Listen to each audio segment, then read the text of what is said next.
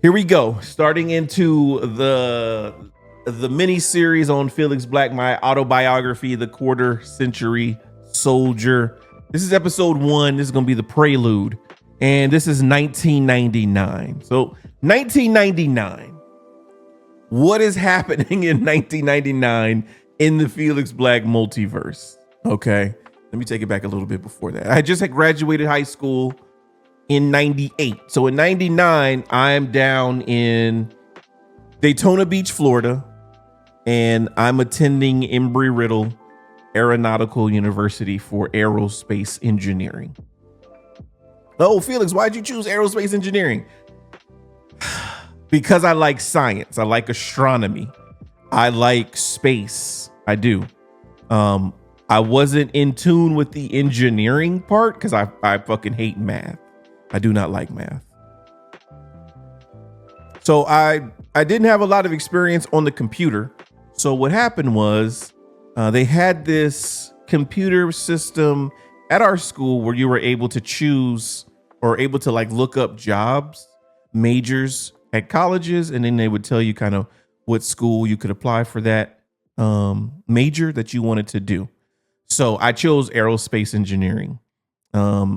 They build rockets, they build planes that go into space. The space shuttle, your Boeing and your Lockheed Martin type aircrafts, your 747s, your 737s, your Gulfstreams. Those are companies that build aircrafts, but they employ aerospace engineers. And NASA, of course, when we were in school, like everybody wants to work for NASA.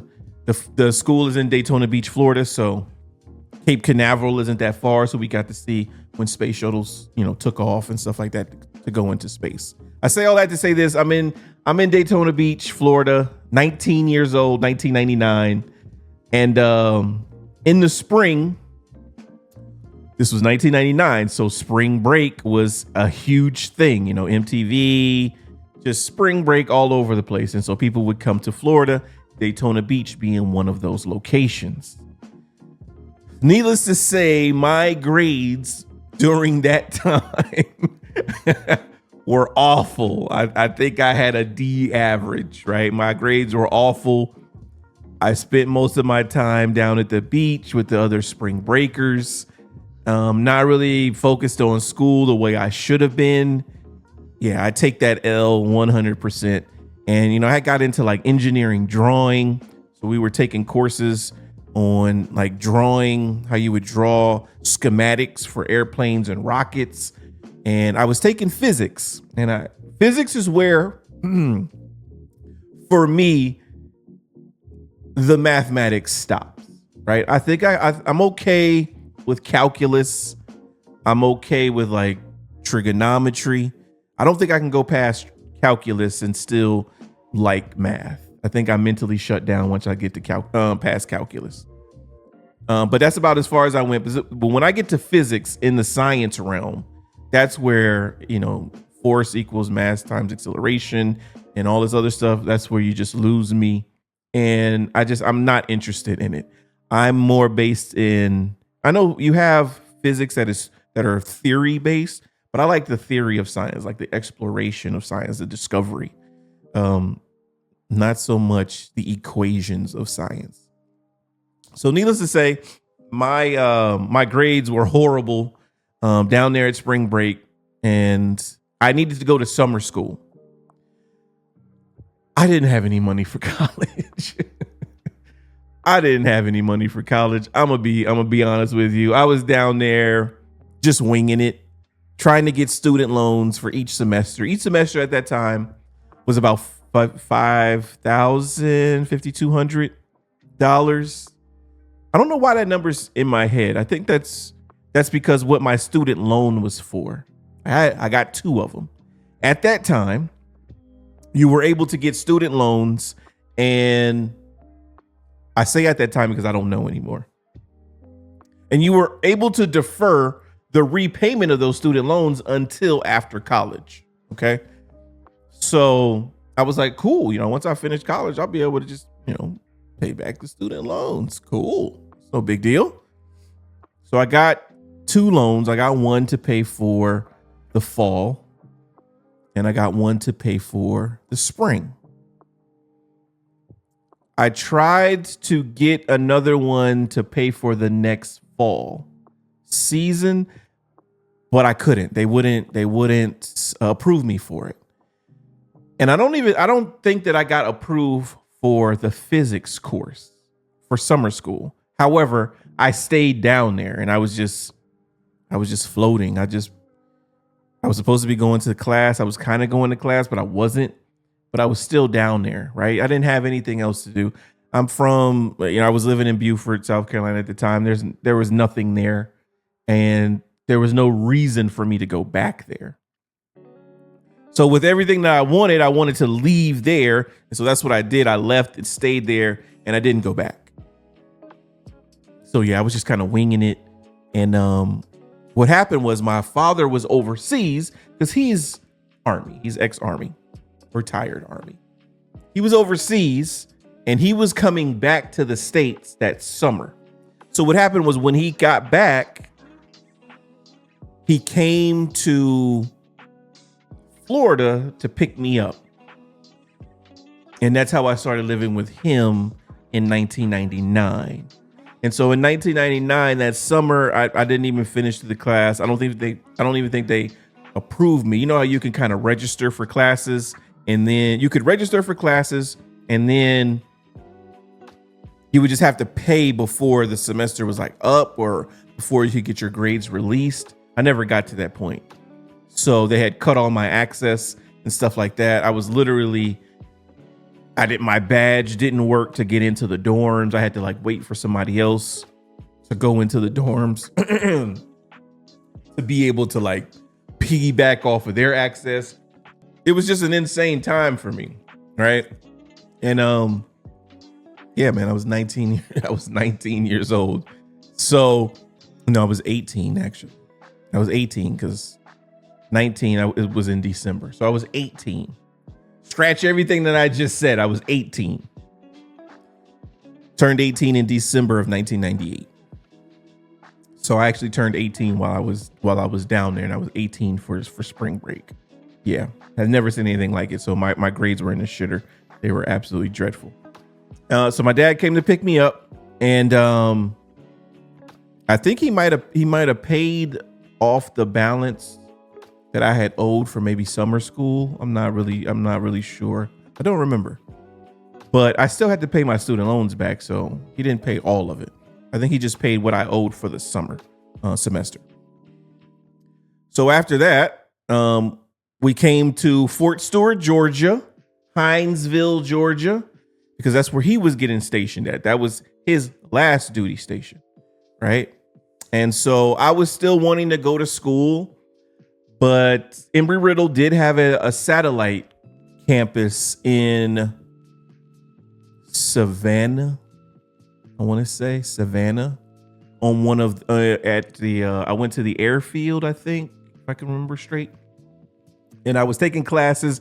I was taking my general courses, psychology, English literature, taking my general subjects there just to get, kind of my general topics out of the way, because, junior and senior year, I had planned to return and just do those 2 years, but I could get my general, my electives type courses out of the way.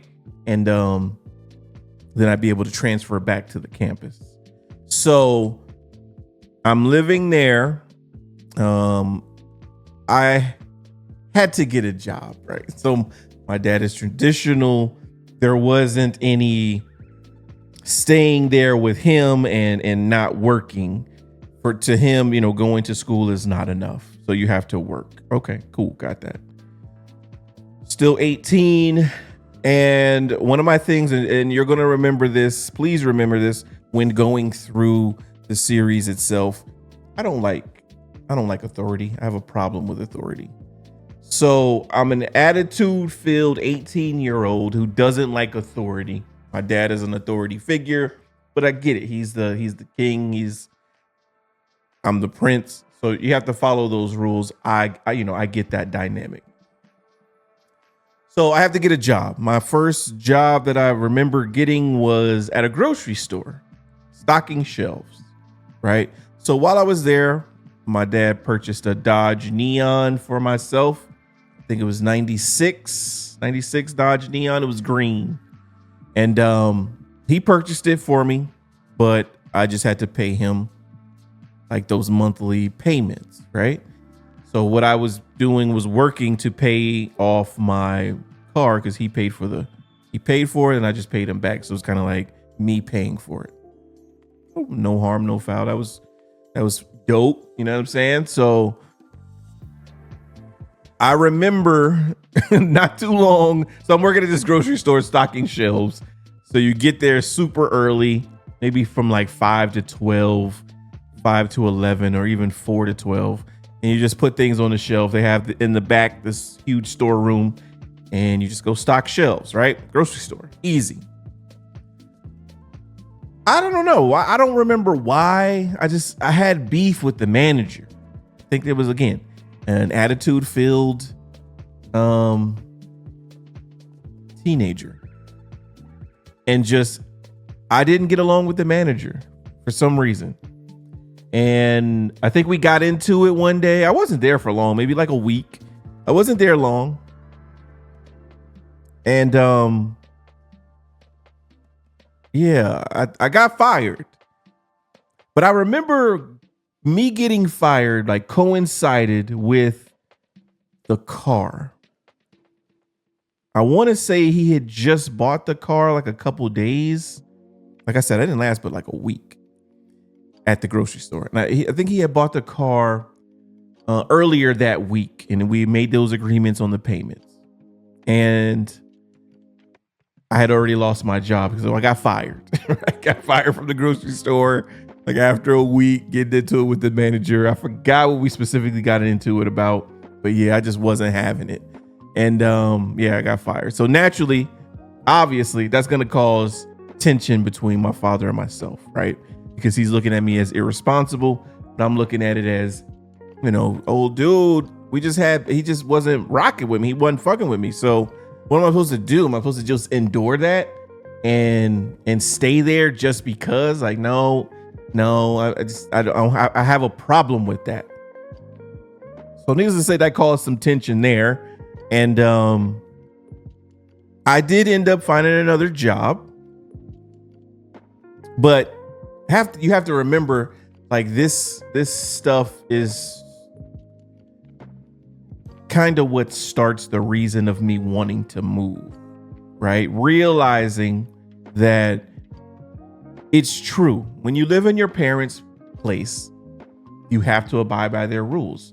And as long as you're in their place, they're going to view you as a child because you have not moved out on your own. Definitely. When your parents view you as a child, even though you've moved out, sometimes, you know, they still say things and do things, but you have more of a voice because now I'm on my own. Like, hold on, like, hey, this is my place now. I get it. You may not do things the way I'm doing it, but I'm not asking for any assistance. And this is the way I want to do it. So this is how I'm going to do it. And so usually parents respect that, right? It happens. They're going to say things. You're going to have to chill, mom, chill, dad. You good? All right. So it's a cycle. But, you know, I'm starting to realize quickly that this is not going to work. You know, he's a leader. He's an alpha. You know what I'm saying? He really believes his house is his castle and he's the king, rightfully so. And so, you know, that never really hit me until I think I got some time away from home and returning home after being gone for some time. Even though it was school, but it's still, you're doing what you want to do and your parents aren't around. And I start to realize, yeah, I can't do this. I can't do this. So this is summer into the fall, right? Because the next year I leave for the military. So I get another job at a call center, and it's for MCI, Sprint. What we're doing is we're selling long distance plans. This is back in the day, baby, when they would call you on the phone and you would have to go through the spiel about saving them money on their long distance because not everybody had a cell phone yet. They weren't even a thing. So, you had regular service on your phone, on your house phone. We're talking about house phones here. We're not talking about cellies. And you had regular service on your house phone, and you had long distance service for those long distance calls. So that's what I did in the call center. Needless to say, I'm not much of a salesman. I wasn't at that time. I think I can sell a little bit now. A little bit I can sell now, but back then, nah, bro. I was one of those people that's just like, hey, buy this. And if you don't want to buy this, cool. Like, I'm not going to force you, right? I'm not going to beg you. Even though that's a salesman's job, it's kind of to sell you. You say no, re-engage, no, re-engage. We had prompts and everything on the screen in order to do that. But I'm just a person that if you're just not interested, you're not interested. So we get paid based on commission in the call center. But you also get a small salary because, they understand that not everybody is built to sell. I remember there was this one dude, Thaddeus, like he was a salesman because he was always getting the sales. Once you get a sale, it's like a ding, a little bell and stuff that you ring, and they congratulate you on a sale. So he's always ding, ding, ding, ding, ding. So his commission is through the roof because he's killing it. Now, I'm not making a bunch of money, but I'm making enough. So I'm able to make the car payments like weekly to my dad. I don't even remember how much it was. Weekly, it wasn't a lot. Because I think the monthly car payment had to be in the 3 or the 2s or something like that. And it was maybe like $50-$75 a month, a week or something like that. So I'm able to make the payments. Everything is good. Everything is cool. Still going to school. And I'm paying for that too. And everything is cool, but I'm still having to mow the lawn. I'm still having to take out the trash. I'm still having chores to do. And again, that's just, I don't know why it bothered me so much, but I didn't like doing that. And I think it bothered me because if I made a mistake and like missed a trash can, it was like a huge deal. Like, oh, you're not responsible. He was very much a generalist in talking, right? And so I remember it just coming to a head one point and just being like, I literally cannot do this anymore. I have to go. And my parents were always ones to say, well, actually my dad's he was in the military. So of course he's going to be an advocate for it. And my mom was an advocate for it. I just didn't want to do that because I felt like it was a cop out. It was just, this is what you do when you don't have a choice. And, a lot of people feel that way about the military. I'm not even talking about us that joined. I'm talking about the outside world. Before 2001, before 9/11, the military was kind of viewed as somewhere you went when you didn't have any other choice. You didn't have money. You might not have been that smart to get into college, none of that stuff. So you kind of settled for the military. And I didn't want to do that. So that definitely wasn't my first choice coming out of high school because I graduated with honors in high school. So I was like, I'm smart enough to go to school. Like, WTF, what the fuck? Why am I going into the military? I don't need to do that. And so, so you got to remember, like, I will tell, I'm trying to go in chronological order, but I signed up December 27th, 1999 with delayed entry into the military. And so I just, I don't know why I told them I wanted to leave in February. I don't know why I did that. Maybe because it was too cold in December and I didn't want to do that. But I signed up delayed entry in 1999. And like I said, my dad picked me up from college in the summer. So like June, July. So I didn't even last 6 months at home. I didn't even last 6 months. That's where I was with it. I think I had developed, or I was starting to feel like I was built to be the guy. Like I was built to be him. And so I can't live underneath my father's wing anymore. That's no shade to him. He carried it the way he's always carried it. But now I'm coming into my own. So I say that to say I didn't even last 6 months there. So yeah, I'm working at the call center, and I think just the constant nagging, the constant you made a mistake and it being such a big deal really was like what kind of drove me to say, all right, I need to leave. And the only thing I could do was sign up to join the Army. So I walked into the recruiter's office. My father was actually he was out at a field training exercise, so he wasn't even at home when I walked in. I didn't tell my stepmom at the time. I didn't tell him. I didn't tell anybody. I just made a decision. It was like, I'm going to go see the Army recruiter. I did not even talk to the Navy, did not talk to the Marines, did not talk to the Air Force, because I'm an Army child. My dad is in the Army, so I know more about that branch. I can say now that if I had it to do over again, I probably would join the Air Force just for a better quality of life. And that's just being real. As we get into the story, you'll see that there's a lot of things that the Army requires of you and accepts that other branches, specifically the Air Force, doesn't accept. I was never going to join the Navy. I'm never going to be on a boat for 6 months working.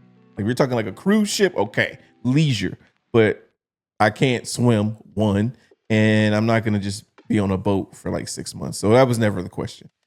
I didn't know too much about the Air Force, Marines. I grew up in Beaufort, South Carolina, so Parris Island is like right around the corner, but I'm not insane. So to me, Marines are they're the ones that really are patriotic and want to do things to wear the cloth of their nation and stuff like that. I wasn't like that. So the Army was a good in between. So I walked into the office. I felt like I had no other choice, nothing else to do, nothing else that I could do. No guidance. I didn't talk to him about it. I didn't talk to my dad about it. I didn't get any advice from him because, again, I almost titled this "The Beat of My Own Drum" because that's what I want to do. I want to make my decisions. I am a person. I want to make my own decisions. That is what drives me. And if I make a bad decision, cool, I can stand on it. If I make a good decision, cool, I made a good decision. But that is my thing. I will get advice from people, but at the end of the day, I am really big on making my own decision and being decisive. So I think that's why I did that. I didn't ask him about it. I didn't say anything. I just walked into the recruiting office, Sergeant First Class Fetkether, I think his name was Fetkether, something like that. It was something weird.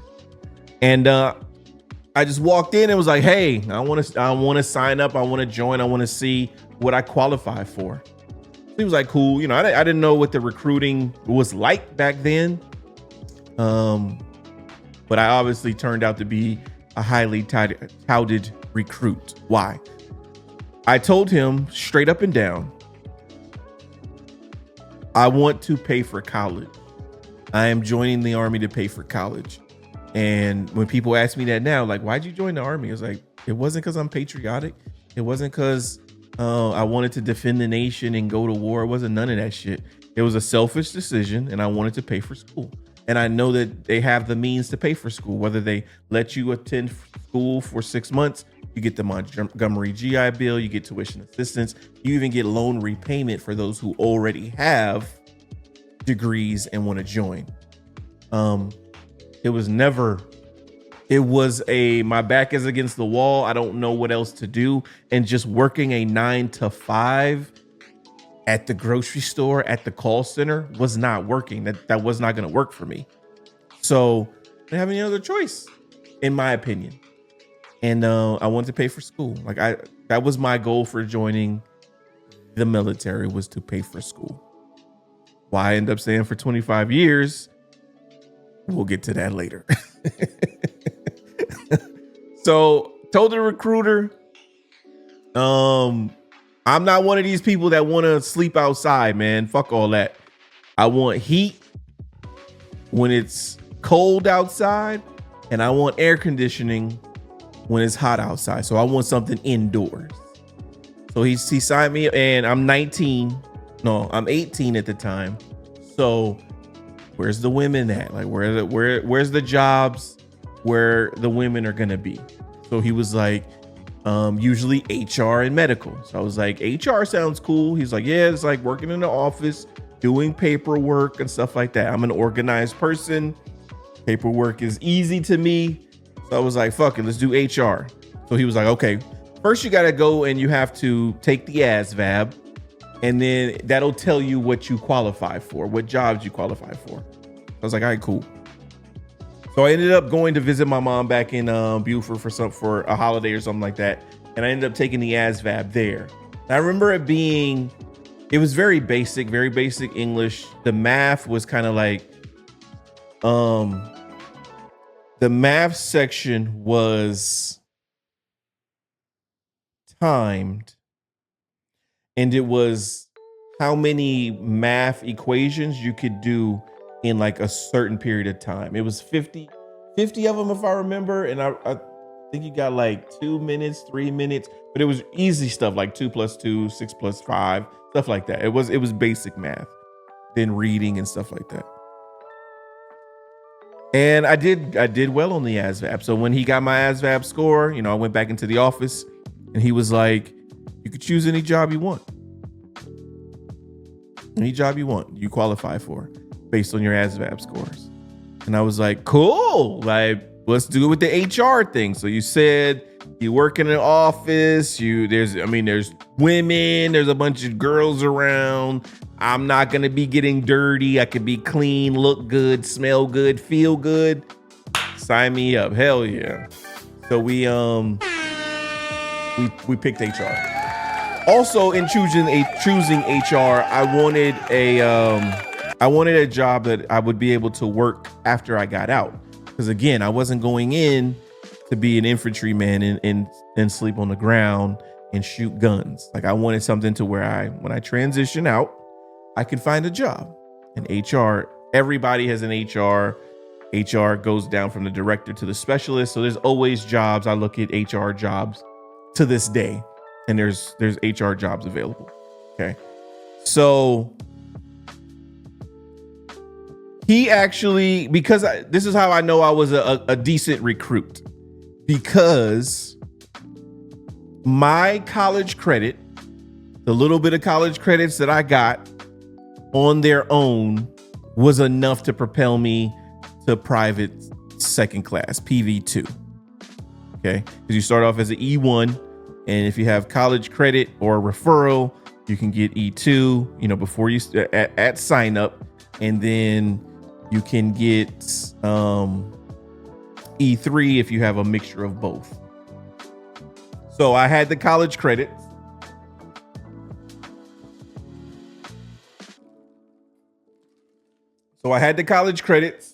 And he gave me a referral, like somebody I didn't even know. He just put her. It was a female, I remember. He just put her name under me referring her. So what that did is that got me extra credit, and I entered as an E3. And I went, and again, this is all in the span of from the fall.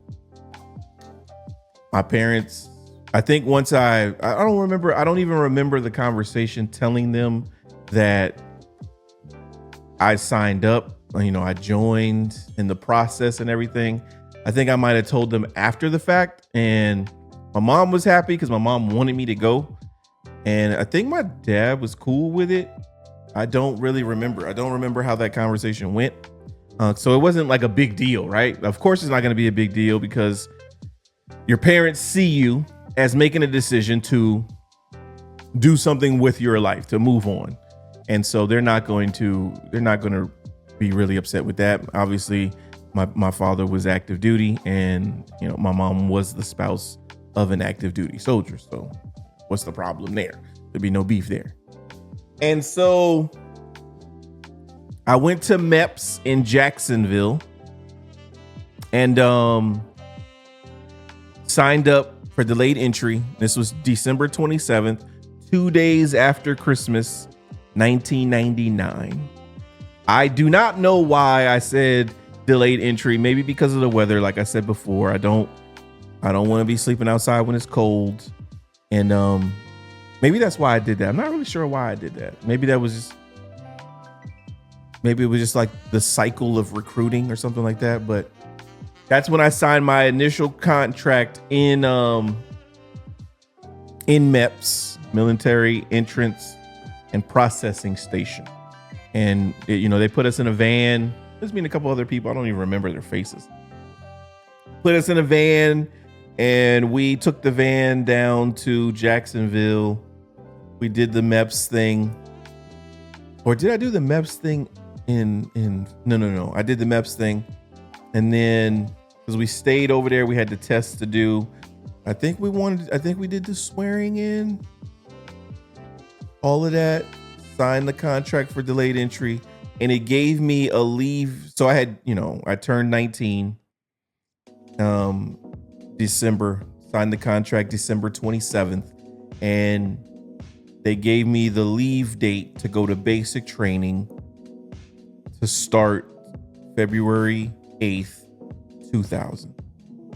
And then that's where my military training is going to begin, starting in the year 2000, February 8th. And 2000 is an interesting year because that is a full-on transition year. Things are happening. And yeah. So this has been episode 1, the Prelude. We started with me in college in January down in Daytona Beach. And by December rolls around, I've signed up for delayed entry into the United States Army in February of the following year. So I will see you guys in the next video to carry on episode 2, the year 2000.